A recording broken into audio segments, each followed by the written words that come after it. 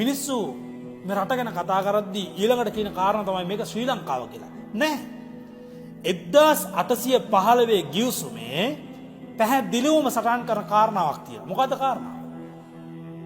සිංහලේ රාජ්‍ය. ඒක ශ්‍රී ලංකාව කියලා නැහැ. ඒක තියෙන්නේ සිංහලයේ කියලා රටක්. එතන මේ රටේ නම සිංහලයි. ඒ සිංහලේ රට ලංකාව උනේ කොහොමද? ශ්‍රී ලංකාව උනේ කොහොමද? ඒක ලොකු ප්‍රශ්නයක්. නමුත් මේක සිංහලේ රාජ්‍ය. සිංහලයන්ගේ රාජ්‍ය.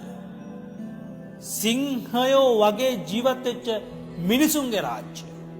ලෝකේ පාලනය කරන්නට පුළුවන් මිනිස් වර්ගයා ජීවත් වෙච්ච රාජ්‍ය.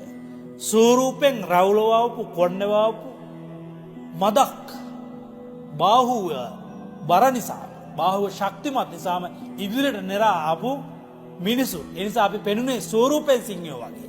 ඒ ස්වරූපයක සිංහයන් ජීවත් වෙච්ච ජාතිය. අපේ හනු බොහොම පළල්.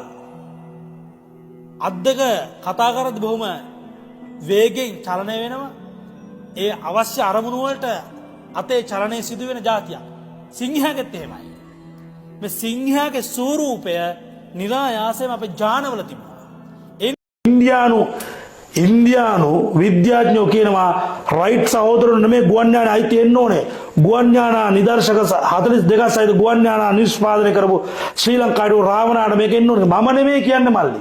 මේ ඉන්දියාවෙන් කියන්නේ මොකද ගුවන් යාන රසසුති 16 කර රාවණාතුමා කියනවා. ලෝකේ පළවෙනි පාර්ලිමේන්තුව අපේ තිබිලා තියෙනවා. ලෝකේ පළවෙනි නැව් ගමනාගමනේ අපේ තිබිලා තියෙනවා. මම නෙමෙයි කියන්නේ මේ චීනෙන් කියනවනේ. චීන මහාචාරු කියනවනේ. මම ඉතින් චතුරගේ වැඩසටහනක් බලනවා 2019. ඒ මහාචාරුගේ ලෝකේ අවුරුදු 6000 කලින් ලොකුම නැව් ආවේ අපෙන් කියලා. මොනවද මල්ලි කතා කරන්නේ? ලෝකේ පළමු මේ රෝහල් සංකීර්ණ අපේනේ. ලෝකේ පළමු බැංකුව අපේනේ මල්ලි. ලෝකේ වැව් වතුරු තාක්ෂණ අපේනේ මල්ලි. අපි කොහෙන්වත් ගත්තේ නැහැ නේද ඒවා. රන් රිදී මුතුමැණිකෙන් වැඩ කරපු ජාතියක් මල්ලි. මොනවද අපිට අඩු